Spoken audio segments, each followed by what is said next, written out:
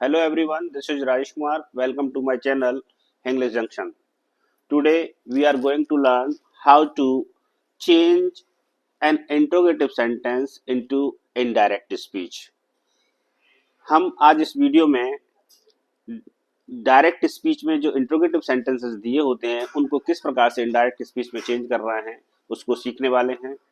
First of all I would like to let you know if you know something about direct and indirect speech, only then you can understand this video. यदि आपने अभी तक first part की video को नहीं देखा है जिसमें कि असर्टिव सेंटेंसेस को किस प्रकार से इनडायरेक्ट स्पीच में चेंज किया जाता है तो आपके लिए ये समझना थोड़ा मुश्किल होगा. इसलिए सबसे पहले आप मेरी प्लेलिस्ट पर जाइए और वहां पर जाकर यदि आप फर्स्ट पार्ट की वीडियो को देख लेंगे तो इसको आसानी से समझ पाएंगे. If you know how to change the tense of the reported speech, if you know how to change the persons, if you know how to change other parts of speech, only then you can understand this video. Let us begin without delay. ये part 2 video है. Part 2 में हमने interrogative sentences को किस तरह से indirect speech में change किया जाता है उसको समझने वाले हैं. Interrogative sentence type 1. Interrogative sentence दो तरह के होते हैं, टाइप 1 और टाइप 2. टाइप 1 वे होते हैं जो प्राइमरी ऑक्सिलरीज और मॉडल ऑक्सिलरीज से आरंभ होते हैं, जबकि टाइप 2 कौन से होते हैं जो प्रश्नवाचक शब्दों से आरंभ होते हैं, जैसे who, what, where, when, why etcetera. Rule number first कहता है कि if the reported speech begins with any primary auxiliaries, for example is, am, are, was, were, do, does, did, has, have, had etcetera, और with any modal auxiliaries, for example will, shall, can, could, would, should etcetera से अगर आरंभ होती है, we make the following changes in the reporting verb and in the reported speech. तो हम reporting verb में निम्नलिखित परिवर्तन करते हैं और रिपोर्टेड स्पीच में जो चेंजेस करते हैं उसके बारे में हम इस वीडियो के माध्यम से जानेंगे. So have patience and watch this video till the end. Changes in reporting verb. Reporting verb में क्या क्या चेंजेस करते हैं ये आप स्क्रीन पर देख सकते हैं. सेड अथवा सेड टू दिया हुआ है तो उसके स्थान पर आस्क्ड या एनक्वायर्ड ऑफ का प्रयोग करते हैं. अधिकांश छात्र आस्क का ही प्रयोग करते हैं क्योंकि आस्क लिखने में आसान रहता है. रूल क्या कहता है? Inverted comma is replaced by if और whether and rest of the sentence is framed as assertive. Inverted comma के स्थान पर हम इफ का प्रयोग करते हैं या उसके स्थान पर वेदर का प्रयोग कर सकते हैं और उसके बाद सेंटेंस को असर्टिव के रूप में बना दिया जाता है. असर्टिव का क्या मतलब होता है? It means you have to use noun और प्रोनाउन जस्ट आफ्टर इफ और वेदर. इसका अर्थ यह है कि असर्टिव सेंटेंस का अर्थ कि आपको इफ और वेदर के तुरंत बाद नाउन या प्रोनाउन का प्रयोग करना पड़ेगा. रूल क्या कहता है? Do, does, did are removed according to the rule. नियमानुसार डू, डज, डिड को हटा दिया जाता है. जैसा कि आप जानते हो डू और डज का प्रयोग प्रेजेंट इंडेफिनिट टेंस में किया जाता है और डिड का प्रयोग पास्ट इंडेफिनिट टेंस में किया जाता है. यदि वाक्य प्रेजेंट इंडेफिनिट है तो उसे उसके नियम के अनुसार बदल देंगे और यदि पास्ट इंडेफिनिट है तो उसे उसके नियम के अनुसार चेंज कर देंगे. क्वेश्चन मार्क और मार्क ऑफ इंट्रोगेशन जो आप स्क्रीन पर देख रहे हैं, ये question mark is deleted and full stop is used at the end of the sentence. Question mark को हटा दिया जाता है और उसके स्थान पर फुल स्टॉप का प्रयोग किया जाता है जिसको आप पीरियड भी कह सकते हैं. For example, my brother said to Muskan, does Gunnu tease you. Screen पर आप एक सेंटेंस देख रहे हैं. इसमें जो रिपोर्टिंग वर्ब है सेड टू है, पास्ट इंडेफिनिट फॉर्म में है और जो रिपोर्टेड स्पीच है वो प्रेजेंट इंडेफिनिट का टेंस है क्योंकि उससे पहले डज लगा हुआ है. आप ये देखिए कि इसमें सेकंड पर्सन जो रिपोर्टेड स्पीच है उसमें सेकंड पर्सन का प्रयोग किया गया है. ये आप स्क्रीन पर देख रहे हैं. तो इसका आंसर क्या होगा? बहुत आसान है. इसमें सेड टू के स्थान पर हम आस्क कर देंगे और इन्वर्टेड कॉमा के स्थान पर इफ लगा देंगे. My brother asked Muskan if Gunnu teased her. Present indefinite tense को किसमें चेंज कर दिया, पास्ट इंडेफिनिट टेंस में, क्योंकि रूल क्या कहता है, प्रेजेंट इंडेफिनिट टेंस को इनडायरेक्ट में बदलते समय पास्ट इंडेफिनिट टेंस में कर दिया जाता है। Next example, Jaya said to Akku do you know me. आप स्क्रीन पर राइट साइड में देख रहे हैं एक छोटा सा फॉर्मूला लिखा हुआ है, वो क्या बताता है, S O N, S stands for subject, O stands for object and N stands for no change. इसका अर्थ यह है कि यदि रिपोर्टेड स्पीच में फर्स्ट पर्सन का कोई भी प्रोनाउन दिया हुआ है तो आप उसे रिपोर्टिंग वर्ब के सब्जेक्ट के अनुसार बदल देंगे। रिपोर्टिंग वर्ब का सब्जेक्ट क्या है इसमें, ये जया है, क्या है, जया। और सेकंड पर्सन का प्रोनाउन दिया हुआ है उसे रिपोर्टिंग वर्ब के ऑब्जेक्ट के अनुसार चेंज कर देंगे। ऑब्जेक्ट है इसमें Akku.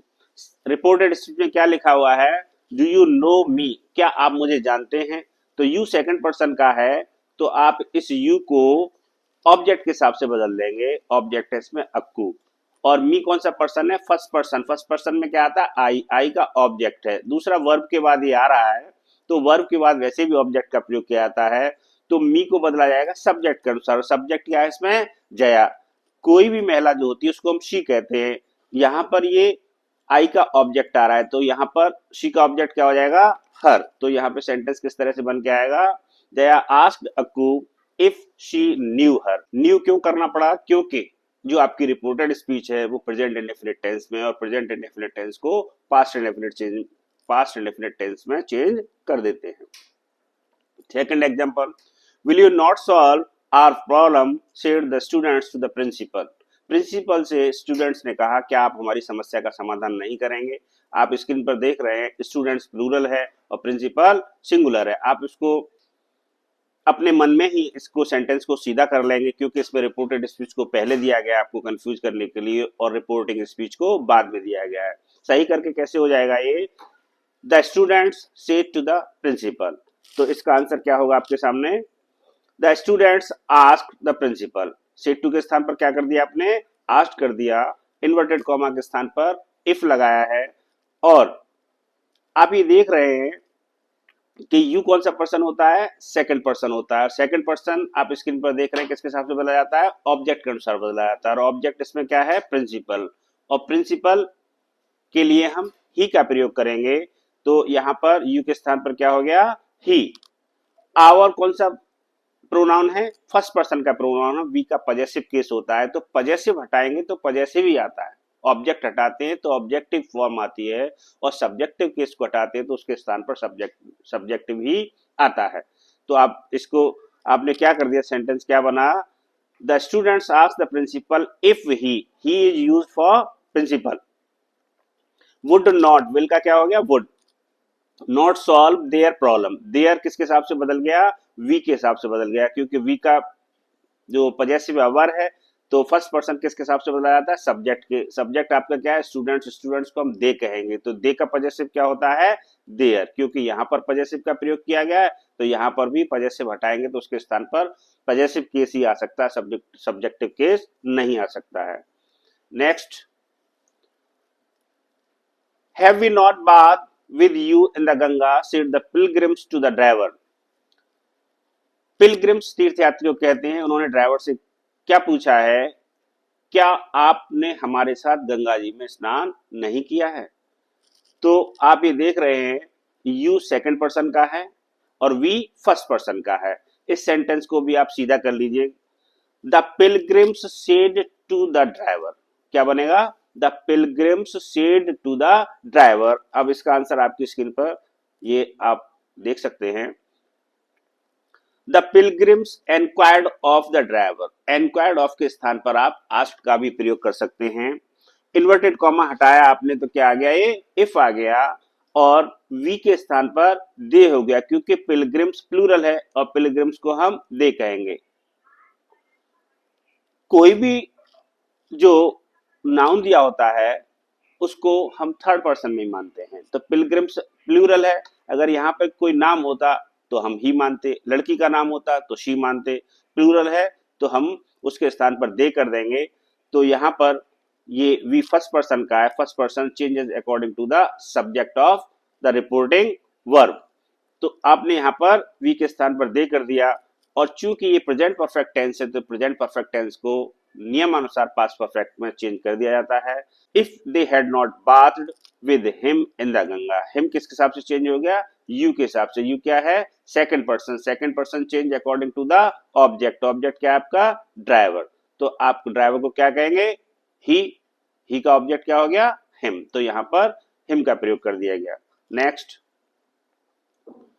Kapil said did you help me Neeru. आप देखिए रिपोर्टेड स्पीच में कॉमा के बाद एक नाउन दिया गया है, तो इसका मतलब ये है कि ये भी रिपोर्टिंग स्पीच का पार्ट है, ना कि रिपोर्टेड स्पीच का। तो आप इसको क्या करेंगे, सीधा करेंगे, इसको नीरू को उठाकर रिपोर्टिंग स्पीच की तरफ ले आएंगे। क्या हो जाएगा, कपिल सेड टू नीरू, तो उसका आंसर क्या होगा, सेड टू के स्थान पर asked, Kapil asked Neeru whether, whether के स्थान पर आप इफ का भी प्रयोग कर सकते हैं, if she had helped him. अब आप समझिए यू कौन सा पर्सन है, सेकंड पर्सन, सेकंड पर्सन कैसे चेंज हुआ, नीरू के हिसाब से, नीरू ऑब्जेक्ट है, नीरू को शी कहेंगे, आपने यू के स्थान पर सी का प्रयोग कर दिया। और मी कौन सा पर्सन है, first person, first person changes according to the subject, subject क्या है इसमें, कपिल है, कपिल को कोई भी लड़का होता है तो ही होता है, लड़की होती है तो शी होती है।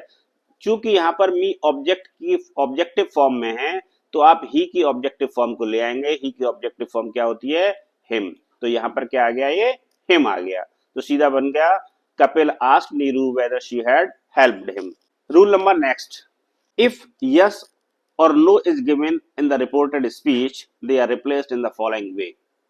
यदि रिपोर्टेड स्पीच में यस और नो दिया हुआ है तो उनको निम्न प्रकार से चेंज करते हैं।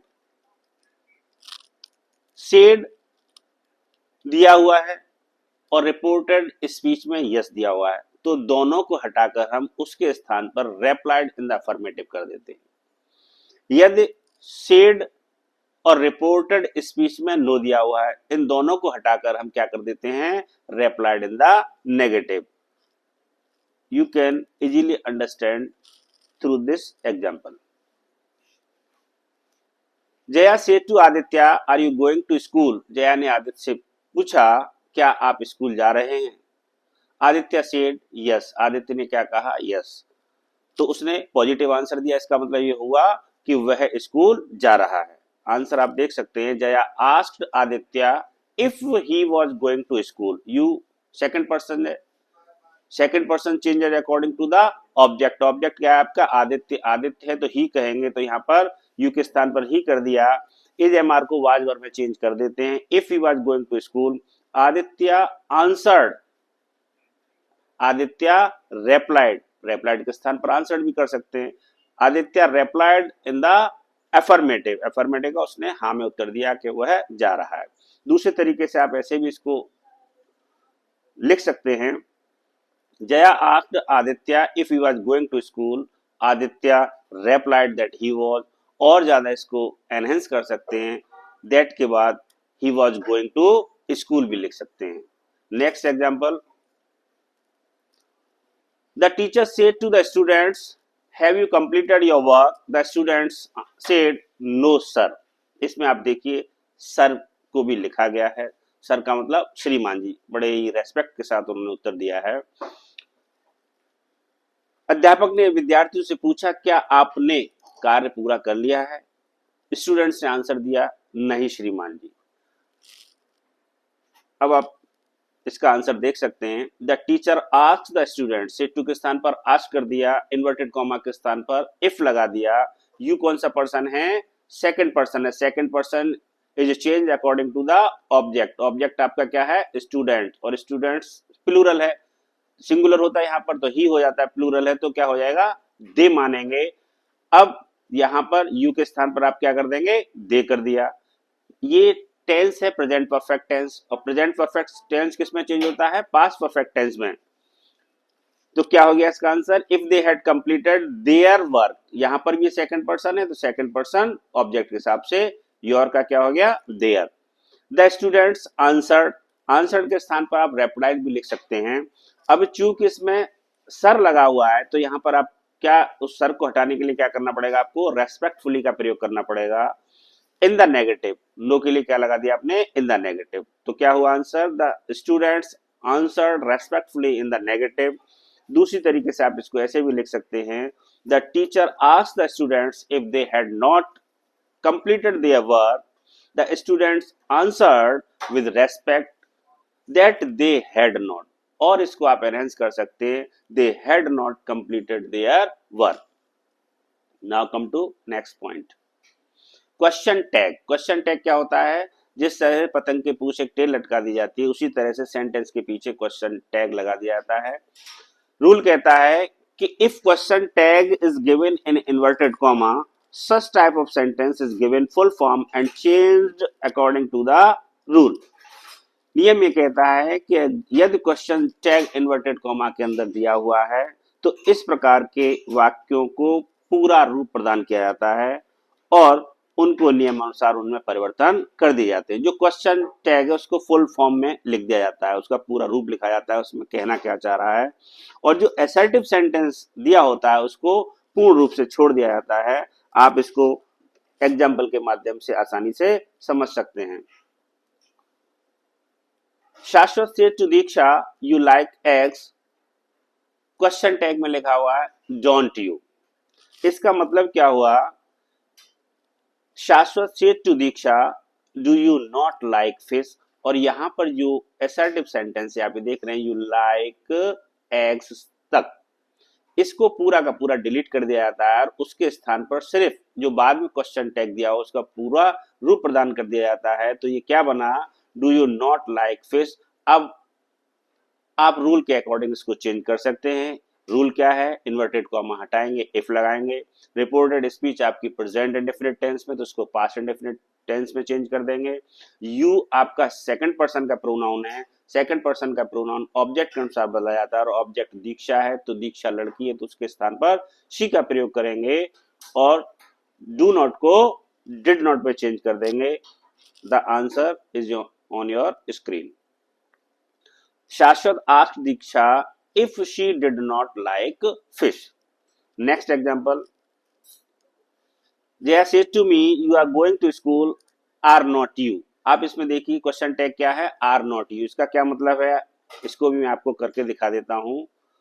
Jaya said to me are you not going to school, इस क्वेश्चन टैग का सीधा मतलब क्या है, क्या आप स्कूल नहीं जा रहे हैं। और ये जो पहले असर्टिव सेंटेंस दिया हुआ है इसका कोई इंपॉर्टेंस नहीं है, आप इसको पूर्ण रूप से डिलीट कर देते हैं और जो क्वेश्चन टैग है उसको पूरा रूप प्रदान करके नियमानुसार चेंज कर देंगे। इन्वर्टेड कॉमा के स्थान पर क्या आएगा, इफ। सेड टू के स्थान पर क्या आएगा, आस्क्ड।